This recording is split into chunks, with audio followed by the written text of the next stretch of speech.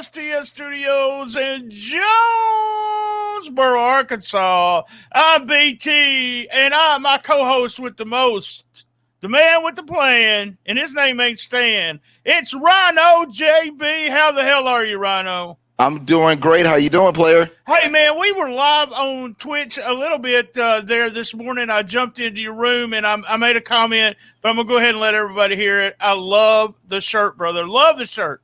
Thank you. I'm gonna have a few of these. I'm gonna have a little drip for you every week. Oh, a little drip. There you go. I don't know what the hell you're talking about, but I'll agree with you. Yeah, a little drip. Hey, are we live right now on Twitch also? We are live on Twitch TV right now, and I was just thinking some of my alerts on Twitch might bleed through here on the podcast, but I guess we'll live and we'll learn as we go through with this. All right, so what we're going to try to do is, if you are part of RynoJB's Twitch channel, just sit back and listen to the podcast. Every bit of it. You'll even get behind the scenes. When we quit, we start, whatever we do, you'll see the full thing. The video goes up on the YouTube channel, Championship Wrestling from Memphis, every week. But this will be kind of the uncut version, and all of JB's friends can join in. Before we get started, I want to thanks to everybody for help us breaking the record for Memphis in May. Our all episodes, Memphis in May. We had a great year. We're having a great year, Rhino. But here's something. Episode 10.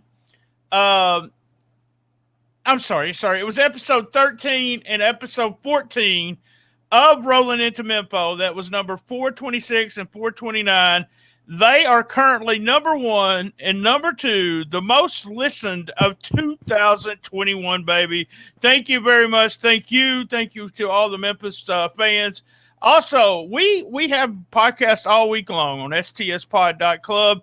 We don't just do it on Saturday. We had the record store this past Monday, and we had WTF News Desk. And WTF News Desk, if you've never joined us, we find 10 stories that was in wrestling or MMA. And when we first started, we said we're never going to find 10 bizarre stories. And we found over 20 this month. And so we do honorable mentions on the Patreon, which is the ones that we didn't actually put in the top 10. So let's get into Rollin Into Mempho. If this is your first time, and if you're watching there on Twitch, welcome. We do hits, misses, MVP, what we're looking forward to next, and thumbs up or thumbs down, kind of in a round table format. And we're gonna go with you, JB. So hits, what's your hits for the week? Man, I got to tell you, I really enjoyed this episode here. I loved the new intro music. I loved the Austin Lane match. That was a hit for me. The introduction of the tag team championships and Uncle Mikey's performance was a hit for me. I mean, I wasn't expecting him to bring that. Another hit for me was a little bit of cinematic performance with Dangerous Diana Taylor. DDT right there. A little bit of a cinematic promo there. I like that. And also another hit with me, Van Vicious. Hollering at Maria, taking it to the desk. Yes. Dustin, he was kind of talking reckless about the royal family a few times, and with Van Vicious saying, hey, look, I'll holler at your girl. You're not going to get behind the desk. I'm wondering, will we see a rivalry between Van Vicious and Dustin right there? Another hit for me was the title match. All right. Those are my hits. Good deal. Are they calling her Dangerous Diana Taylor? Or is that what they said? I didn't hear that. Yeah, that's what they're calling her. Dangerous Diana Taylor, DDT. I didn't know they were calling her that before, but now with this. All right, I'm going to talk about that just a second. Hey, all our live feeds are brought to you for the rest of the year by Manscaped.com. Use promo code STSPOD. It's up there in the corner. If you want your business in one of these corners, we got 3 more, Rhino. Heck, I'll put one over your face if I have to. No. We'll put logos, sponsors, baby, maybe over my face. How's that? All right, hits, man. My hits was I really like the Open Challenge. I'm a big fan. I told you that last week of the Open Challenge gimmick.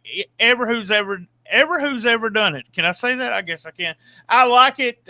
First open challenge was Chris Lex. I think the opponents Chris was a solid match, but I think they'll get harder and harder for Austin, is what I think. I like the 6-man tag, if there was a 6-man tag, but I'll say something else about it here in a minute. Dangerous Diana Taylor.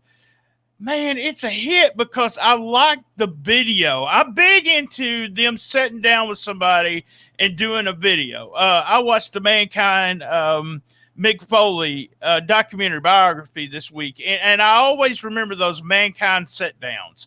And I love the idea of sitting down with her. But you know what, JB? I want her to say, I'm a wrestler, and if I hurt you, get over it.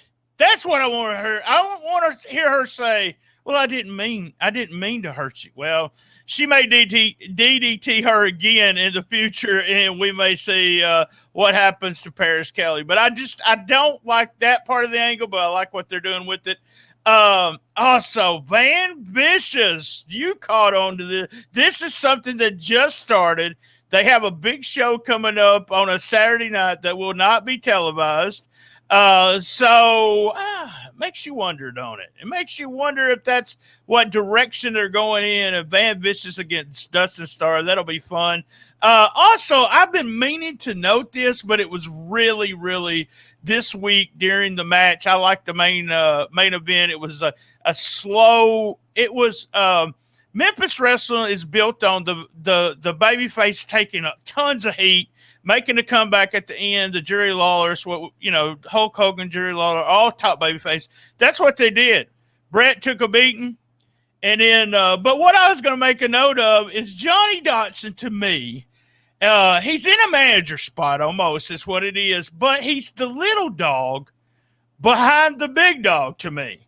He's like, oh, come on. I'll fight you, but standing behind Alan all the time or to the side of Alan. I love that. I love their the way they interact, and they're friends in real life. That helps sometimes when you are friends with somebody and how everything gets going.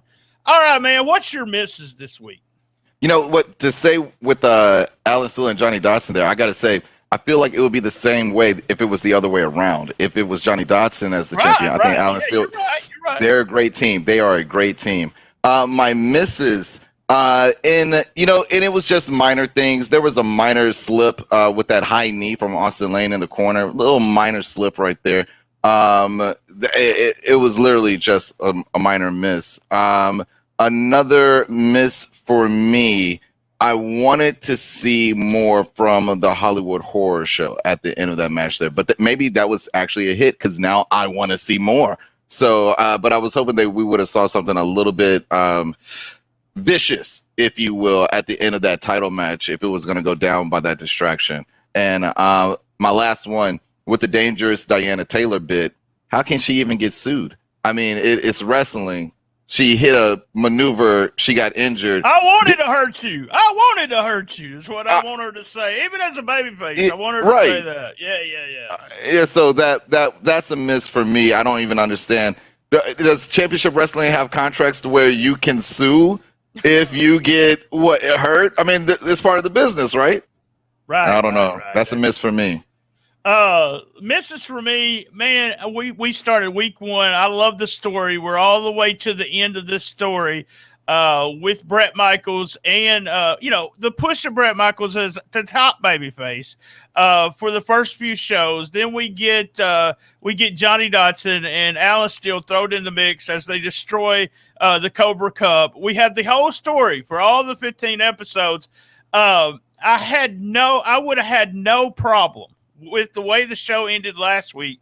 I would have had no problem of Alan Steele actually pinning him without any interference at all. And Alan pins him 1, 2, 3. He didn't get his chance. He's a babyface. He'll get a chance down the road. Then you have the heels jump in. I don't have to have distraction because I believe in Alan Steele. I believe he could beat Bret Michaels on any given day, and Bret could beat him on any given day. All right, so that I would kind of pick you on that. But Bret Michaels, like we said, from day one, he needs work on the mic. I don't believe Bret Michaels on the microphone. I don't know if we need him sitting down like Diana Taylor and people working with him and someone to play off of. I'm not sure, but he needs work on the microphone. That is the best way to put it. We just need to work more on making you believable and feeling what you feel on maybe the pre-tapes. I even see him turning heel and having a heel manager who does all the talks. The main event I said was a hit, but it also had some big moves that seemed to slip. I don't know what it was. I don't know if Bret was slippery or what, but we had some problems with that. I like the 6-man tag because I like all the characters in the 6-man tag, but man, it fell apart at the end. I don't know. The posse jumped in without a hot tag, and did you hear Dustin? Dustin actually said, "Did he get the tag?" So Dustin's sitting at the desk going, "What the hell are they doing?" But we got Danny B got the win at the end, and everybody looked good in that match. I thought everyone did really good. Danny B looked great. I love Danny B, man, and I like the way he's calling him a Memphis wrestling legend. And he was in this area. He was huge. Didn't get a lot of time on TV, but really, really, really. All right, man. One more miss for me was with Danny B and that 6-man tag. The shoulders weren't coming up. The shoulders weren't coming up. It was, if you go back and look, my man wasn't getting the shoulders up. I need the shoulders to get up at the roughest count. And I felt like they won the match, the Skimmerhorns and Uncle Mikey. I felt like they won like 3 or 4 times there. Uncle Mikey, I love Uncle Mikey, man. I do too. I didn't think I would, but the hair, he can go. And he can go, like you said. All right, something happened on episode 13, and I didn't say anything about it last week because I forgot. But we had a blooper at the end. If you listen to the audio version, I did old edit, and we never knew it happened. But I want to show everybody, and after we're done, I've got something to say to you, man. So here we go. Here's a video clip of what happened at the end on week 13 episode. That is their idea. We don't stop here. We don't say, "Oh, we got it. We got Memphis wrestling." We're just gonna, we're just gonna sit here and just do matches, blah blah blah. No, we're gonna keep improving the quality of the matches. We'll keep improving the building if we have to. Keep improving this. Keep improving that. Excited about the future. That's what I.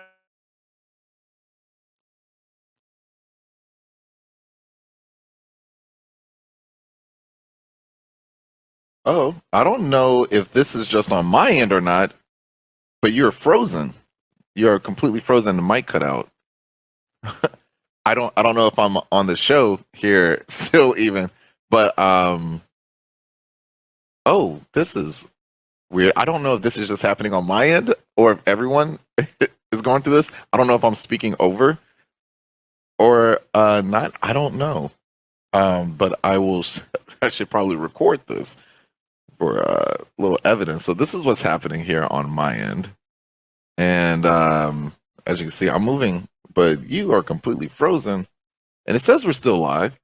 And all right, now I don't know if I should leave.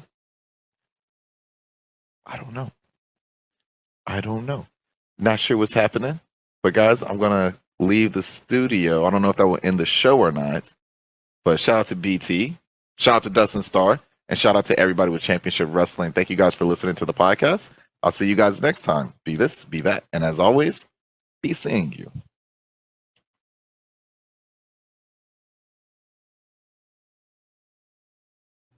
That is their idea. All right. How'd you like that? I cracked up. That is on the video. It's actually on the video that is on YouTube.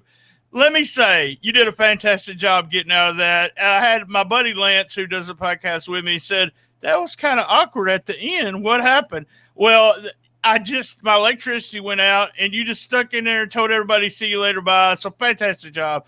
Thank you. I appreciate it. But it's a good blooper. It's just something to watch. And then if you listen to the audio version, you didn't get any of that. I actually stole the same bad time from the episode before it. So tricky. There we go. All right, give me the MVP.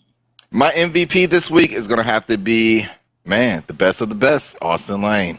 He put on one hell of a match. He put on one hell of a performance. I thought that match between him and Chris Lex was the match of the show. My guy put on I thought, an incredible performance there. So he's my MVP. All right, so we're going through it. My MVP this week is, I love the comments, and I'm not maybe just Van Vicious, Maria, and Dustin all together. I'm gonna go with that angle in the start of it.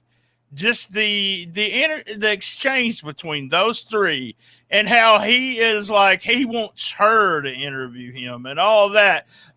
Maria's always reminded me of Elizabeth. I know that's but she really did, especially during the first few years, that she didn't get as involved as she does now. But it'll be interesting whether she's going to be ringside with Dustin, or what are they doing? They're letting us guess, and that's why I'm giving him, all three of them in that angle, my MVP. All right, so what are you looking for next? Not only the next show, but maybe as we get going, we got we're moving along. It looks like Alan's going to have another partner for a dance, and then we have Brett Michaels with new partners also. So what are you looking forward to? Next week was actually what you just spoke on for me. I'm wondering, how is Dustin Starr going to respond to this next week? Or is he just going to try to brush it off? Will Van Vicious come out there again? Maybe he'll bring out flowers. I mean, how far is this going to go? Where is it going? I'm wondering, and I'm looking next week. Oh, wow. Me too. That's what I put in. Building for Dustin getting into the ring. Yes. Did we get too excited? Did we read too much into this? I don't think so. Me and you've been fans for a long time. We see what's going on, but I just love it. I love the not getting mad, just boom, I'm mad at Van Vicious, all of a sudden. It is a slow build, and it could be a slow build for that Saturday night show. All right, before we get to thumbs up, thumbs down, this week we have the Midnight Special. That's right, DJ Michaels. He's getting some TV time. I don't know if you've watched this, but SWE Fury and there's a couple guys from Memphis on that show, from Texas, and it features lots of talent. The TV show airs on Fight TV. DJ and I have been friends ever since he got into business, so we're going to sit down and talk, hopefully get about 40, 45 minutes out of him this week. I'm real excited about sitting down. He started in West Memphis, Arkansas, and he's kind of doing a manager bit, getting beat up a lot, but he's fantastic on the microphone, so it'll be fun to interview him. All right, man, thumbs up, thumbs down. I'm going to have to give today's show a thumbs up. I enjoyed it. I thought it was pretty solid. I really like the slowness of the build of the main event. I like the idea of the Austin Lane Open Challenge. I like the 6-man tag, but it did fall apart. But it went by fast. It really went by fast this week. Like I said, last week in the tag, I felt like there might have been a spot there. If it went any longer, I'd say it went too long. But it just went by really fast. It leaves us wondering. I mean, the angle with Dustin, which he probably won't comment on until they do more about it, is one of those things that gets you talking. And also the deal with Brett Michaels. He has a long history with Hollywood Jimmy Blaylock. I don't know if you know that, but he does. And so this is going to bleed into what they do in Mississippi, because Jimmy has, been trying to destroy him for a long time there in Mississippi, what I understand. So we'll see some of that. And also, I want to tell you something. Brett hasn't used it on television. And one reason I think he's not using it on TV is because, a super kick is popular when it comes to the Young Bucks. But, man, Brett Michaels has a nasty super kick, brother. I'm talking, if he hurts his arm, he can throw that kick 1, 2, 3. It'll be interesting if he has to get a partner, what they do. There's 3 guys plus Jimmy. So I'm excited. I really am. I think it'll just keep getting better. Big thumbs up for me. Big thumbs up this week. I've only had 2 kind of thumbs in the middle, and so that's pretty good for the first 15 shows. All right, guys. Sure. Same bad time, same bad channel on the best little wrestling podcast in the business. Be there. And as JB knows, I'm losing my voice. As JB knows, I love my mama. Me too. All right. Whew.